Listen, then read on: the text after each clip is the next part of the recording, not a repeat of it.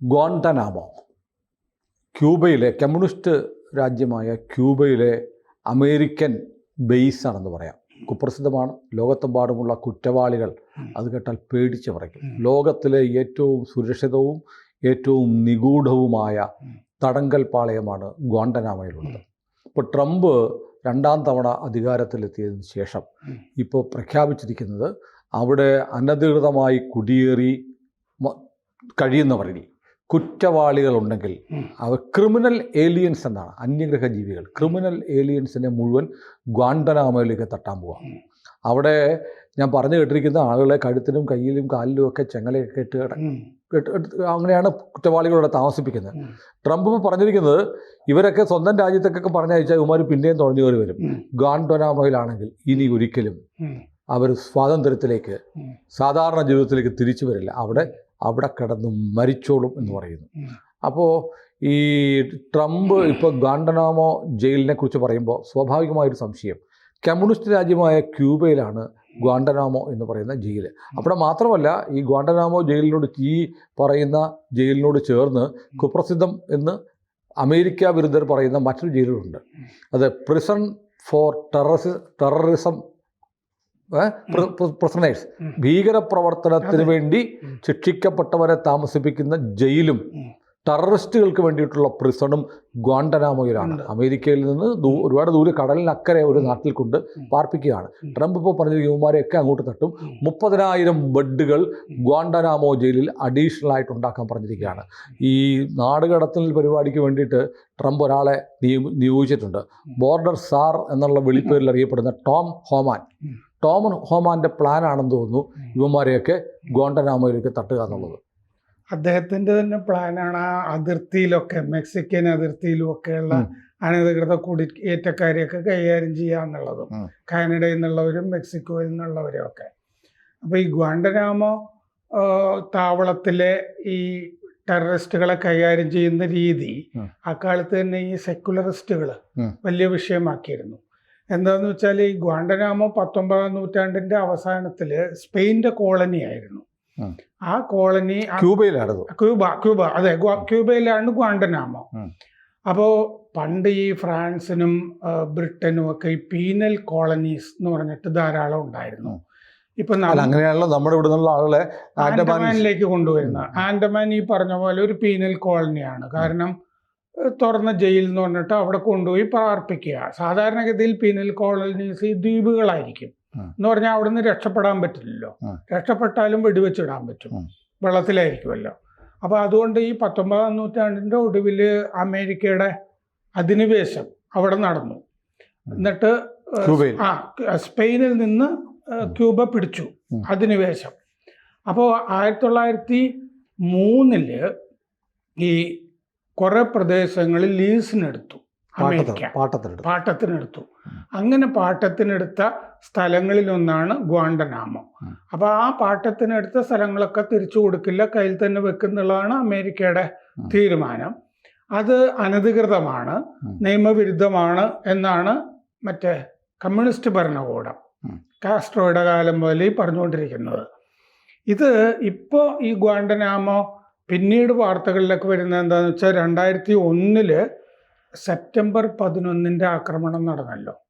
അതിനുശേഷം 2002 American president Bush ഈ ടെററിസ്റ്റുകളെയൊക്കെ ഗ്വാണ്ടനാമോയിൽ കൊണ്ടിടാനായിട്ട് തീരുമാനിച്ചു. ഫോർ ടെററിസം സസ്പെക്ട്സ് അവിടെയാണ്. അതെ, അതുകൊണ്ട് അൽഖേദക്കാരെയൊക്കെ പിടിച്ചിട്ട് ഗ്വാണ്ടനാമോയിൽ അൽഖേദ ഇടുന്ന സ്ഥലമാണ് കൊണ്ടുപോയി അവിടെ ഇട്ടു. അവിടെ ഇട്ട് കഴിഞ്ഞപ്പോഴുള്ള അപ്പം തന്നെ ബുഷിന്റെ ഓർഡർ ഉണ്ട്, ഇനി ഈ കാര്യത്തിൽ ഹേബിയസ് കോർപ്പസ് ഹർജികളൊന്നും പറ്റില്ല. കാരണം ഗ്വാണ്ടനാമോ അമേരിക്കയിലല്ല. അപ്പോൾ അമേരിക്കൻ കോടതികളിൽ ഹേബിയസ് കോർപ്പസ് നിലനിൽക്കില്ല. അപ്പോൾ അതുകൊണ്ട് ഈ പ്രതികളുടെ കാര്യവും പറഞ്ഞൊന്നും ആരും വരേണ്ടതില്ല. പിന്നെ ജനീവ കൺവെൻഷൻ എന്ന് പറയുന്നത്, ഇത് വേറൊരു സ്ഥലമാണ് ഗ്വാണ്ടനാമോ. അപ്പോൾ അമേരിക്കയ്ക്ക് ജനീവ കൺവെൻഷൻ ബാധകമല്ല എന്ന് പറഞ്ഞിട്ട് ഇതുങ്ങളെ മുഴുവൻ അവിടെ കൊണ്ടിട്ടു, ഈ അൽഖേദ തുടങ്ങിയ ആളുകൾ, സംശയിക്കുന്നവര്. അപ്പോൾ ഈ മാസത്തെ കണക്കിൽ അവിടെ 780 പേരുണ്ട് 48 രാജ്യങ്ങളിൽ നിന്ന് 780 പേരുണ്ട്. 9 പേര് കസ്റ്റഡിയിലും മരിച്ചിരുന്നു. അപ്പോൾ 756 പേരെ ഇതിൽ നിന്ന് കുറച്ച് അപ്പുറത്തേക്കൊക്കെ മാറ്റിയൊക്കെ വച്ചിട്ടുണ്ട്. എന്നാലും ഇത്രയും പേരാണ് ഉള്ളത്. ഇനിയിപ്പോൾ ട്രംപ് പറയുന്നത് 30,000 പേരെ കൂടി അങ്ങോട്ടേക്ക് കടത്തും എന്നുള്ളതാണ്. 30,000 പേർക്കുള്ള സൗകര്യം ഉണ്ടാക്കി. അപ്പോൾ ഇതിനു മുമ്പ് ഒരു ഓർഡർ അദ്ദേഹം സൈൻ ചെയ്തിട്ടുണ്ട്. ഈ 90 ദിവസത്തെ റിവ്യൂ, ഏതൊക്കെ രാജ്യത്തിൽ നിന്നുള്ള ആളുകൾക്കാണ് ഈ ട്രാവൽ ബാൻ, വിസ ബാൻ ഒക്കെ ഏർപ്പെടുത്തേണ്ടത്. അതായത് ഭീകരരാഷ്ട്രം എന്ന് മുദ്ര കുത്തിയിരിക്കുന്ന രാജ്യങ്ങളിൽ നിന്ന് അവിടെ താമസിക്കുന്ന ഈ ലീഗലായിട്ടുള്ള പൗരത്വം, അമേരിക്കൻ പൗരത്വം ഉള്ളവരാണെങ്കിൽ പോലും പിടിച്ച് അവർ ഈ ടെററിസ്റ്റുകളെയൊക്കെ സഹായിക്കുന്നുണ്ടെങ്കിൽ, ഈ തഹവർ റാണ, ഹെഡ്ലി എന്നൊക്കെ പറഞ്ഞ തരം ആളുകൾ കുറേ ഉണ്ടാവുമല്ലോ അവിടെ, ഇതുങ്ങളെല്ലാം കൊണ്ടുപോയി ഗ്വാണ്ടനാമോയിലേക്ക് ഇടും. ഇതാണ് ഈ പറഞ്ഞതിൻ്റെ അർത്ഥം. ഹേബിയസ് കോർപ്പസും ഇല്ല, ഈ മനുഷ്യാവകാശ പ്രശ്നങ്ങളും ഒന്നും പിന്നെ പറഞ്ഞിട്ട് കാര്യമില്ല. പഴയ പോലെയൊന്നും ഈ മനുഷ്യാവകാശ പ്രശ്നം പറയാനും പറ്റില്ലല്ലോ. അല്ല, ക്യൂബയും അമേരിക്കയും തമ്മിൽ നല്ല ബന്ധമല്ലല്ലോ. ഒരിക്കലും അല്ല. അല്ല, അപ്പോൾ ക്യൂബയുടെ ഭൂപ്രദേശത്തല്ലേ ഈ ഗ്വാണ്ടനാമോ ഇരിക്കുന്നത്? ക്യൂബയുടെ ഭൂപ്രദേശം. ക്യൂബയ്ക്ക് അതിൽ പ്രതിഷേധമൊന്നുമില്ല. ക്യൂബയ്ക്ക് പ്രതിഷേധമുണ്ട്, അവർക്ക് ക്ഷോഭമുണ്ട്, ഞങ്ങൾ തിരിച്ചെടുക്കുന്നൊക്കെ പറയുന്നുണ്ട്. പക്ഷെ അമേരിക്ക തിരിച്ചടിക്കുമല്ലോ. മറ്റേ പലപ്പോഴും ഈ മിസൈലൊക്കെ കൊണ്ടുപോയി ടെസ്റ്റ് ചെയ്യുന്ന സ്ഥലമൊക്കെ ഗ്വാണ്ടനാമോയാണ്. ഈ പ്രദേശങ്ങളിലൊക്കെയാണ് ക്യൂബയുടെ. അങ്ങനെയല്ലേ ക്യൂബൻ മിസൈൽ ക്രൈസിസും ഒക്കെ കെന്നഡിയുടെ കാലത്തും ഒക്കെ വരുന്നത്. അപ്പൊ അമേരിക്ക ക്യൂബയ്ക്കകത്തുണ്ട്. അതുണ്ട്. എപ്പോഴും ഈ ക്യൂബയുമായിട്ടുള്ളൊരു ചണ്ട വരുന്നതും ഈ പ്രശ്നം കാരണമാണ്. കാരണം കുറേ ഭാഗം അമേരിക്കയുടെ ഈ കയ്യിലാണ്. അധിനിവേശം നടത്തി ആ കാലത്ത് 20-ാം നൂറ്റാണ്ടിൻ്റെ ആദ്യം മുതൽ. ഇതൊക്കെ പറയുമ്പോൾ ഉണ്ടല്ലോ, എൻ്റെ ഒരു സംശയം എന്ന് വെച്ചാൽ സംശയമല്ല, ഒരു നിരീക്ഷണമാണ്. അതായത് ലോകത്തെവിടെയും എന്തെങ്കിലുമൊക്കെ നടന്ന മനുഷ്യാവകാശ ലംഘനം എന്നൊക്കെ പറഞ്ഞു വരുന്ന ചാടി വരുന്ന അമേരിക്കൻ NGOകളും സംഘടനകളൊക്കെയാണ്. എന്നാൽ അമേരിക്കയിൽ ഇങ്ങനെ ഒരു പ്രിസൺ ഫോർ ടെററിസം സസ്പെക്ട്സ്, ഭീകരവാദികളെന്ന് സംശയമുള്ള ആളുകളെ താമസിപ്പിക്കാനുള്ള ജയിലിലാണ് കടലിനപ്പുറത്തുള്ള ക്യൂബയിലെ ഗ്വാണ്ടനാമോയിലുള്ളത്. അവിടെ കൊണ്ടിട്ടാൽ ട്രംപ് ഇന്നലെ പറഞ്ഞതുപോലെ ഇനി ഇവൻ പുറം ലോകം കാണില്ല, ഒരിക്കലും തിരിച്ചു വരില്ല. അങ്ങോട്ട് പോയാൽ പിന്നെ ഡെഡ് ബോഡിയാണ്, അത് ഉറപ്പാണ്. അങ്ങനെ ഒരു ജയില് അമേരിക്ക കൊണ്ടു നടക്കുന്നതിനെ കുറിച്ച് മനുഷ്യാവകാശ പ്രവർത്തകരൊന്നും പറയാറില്ലേ? മനുഷ്യാവകാശ പ്രവർത്തകർ പറഞ്ഞിട്ടുണ്ടായിരുന്നു ആ കാലത്ത്. എനിക്ക് ഈ ഗ്വാണ്ടനാമോ എന്നുള്ളത് മനസ്സിൽ ഇങ്ങനെ ആലേഖനം ചെയ്ത് കിടക്കുന്ന പേരാണ്. ഈ ഒരുപാട് ബഹളം ഉണ്ടാക്കിയിരുന്നു.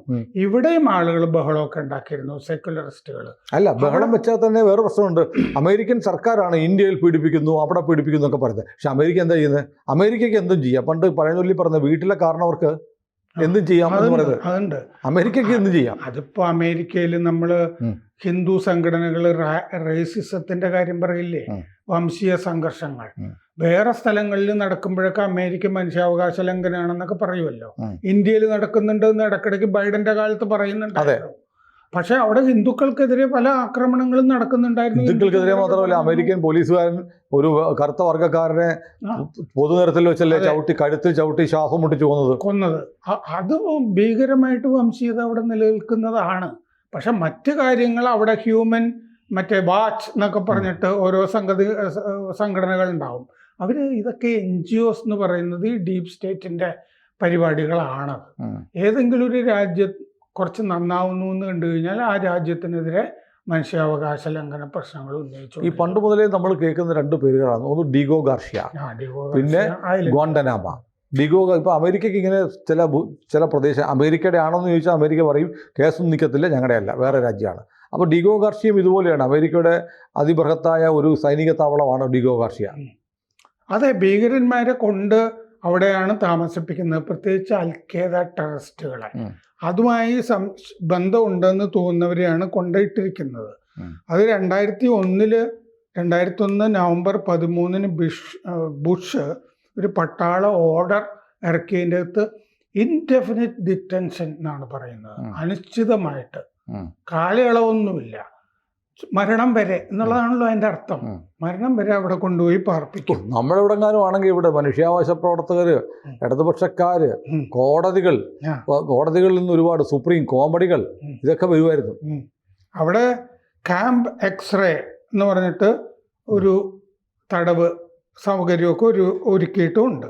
അവിടെയാണ് ഈ താലിബാൻ പോരാളികൾ, അൽ-ഖ്വയ്ദ എന്നൊക്കെ പറഞ്ഞ് ഈ അഫ്ഗാനിസ്ഥാനിൽ നിന്ന് പിടിച്ചില്ലേ, അവരെയൊക്കെ കൊണ്ടുപോയിട്ടിരിക്കുന്ന അവിടെയാണ്. അല്ല, നമ്മുടെ പ്രധാനമന്ത്രി മോദിക്കും ആലോചിക്കാന്നല്ലേ, ലോകത്തിൻ്റെ അങ്ങേ അറ്റത്തവിടെങ്കിലും ഒരു ദ്വീപ് സംഘടിപ്പിക്കുക, അവിടെ പോയിട്ട് ഇത്തരം ആളുകളെ, സുളുക്കളെയൊക്കെ പിടിച്ചുകൊണ്ട് അവിടെ കൊണ്ടാക്കുക. ആലോചിച്ചാൽ എന്താ?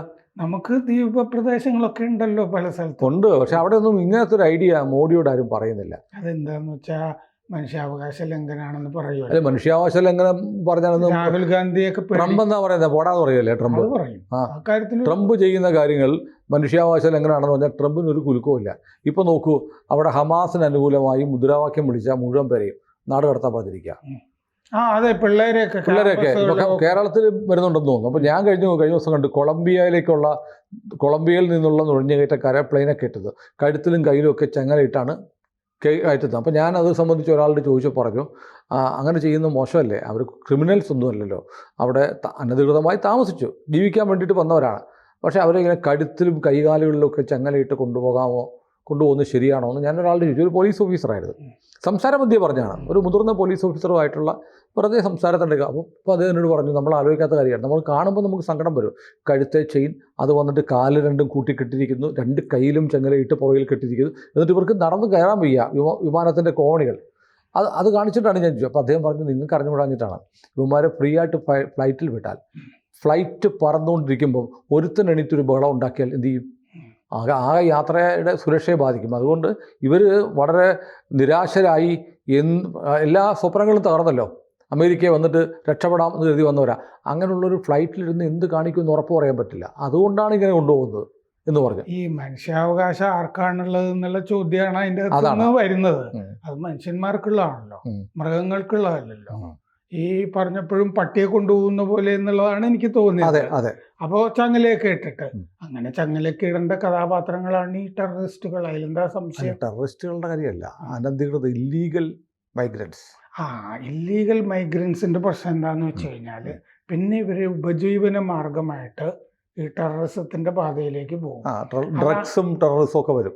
അതാണ് പാകിസ്ഥാന്റെ അവിടെ ഒരു മറ്റേ ഹോട്ടല് ഇതുപോലെ പാട്ടത്തിനെടുത്ത് അമേരിക്ക ആ പരിപാടി നിർത്തണമെന്ന് എലോൺ മസ്ക് പറഞ്ഞിട്ടുണ്ടല്ലോ. പാകിസ്ഥാന്റെ ഹോട്ടല് മൻഹാട്ടൻ, ആ പാകിസ്ഥാൻ എയർലൈൻസിന്റെ ഹോട്ടല്, അത് അമേരിക്ക പാട്ടത്തിനെടുത്തു ബൈഡന്റെ കാലത്ത്. ഈ IMF വായ്പയൊക്കെ കൊടുക്കുന്നുണ്ടല്ലോ, കൊടുക്കാൻ ഇവർക്ക് പൈസ ഇല്ല. അപ്പോൾ കുറച്ച് പൈസ അമേരിക്ക പാകിസ്ഥാന് കൊടുക്കും ആ പാട്ടത്തിനെടുത്ത് എന്നുള്ളതാണ് കൺസെപ്റ്റ്. പക്ഷേ ആ ഹോട്ടലിൽ താമസിക്കുന്നത് മുഴുവൻ അനധികൃത കുടിയേറ്റക്കാരാണ്.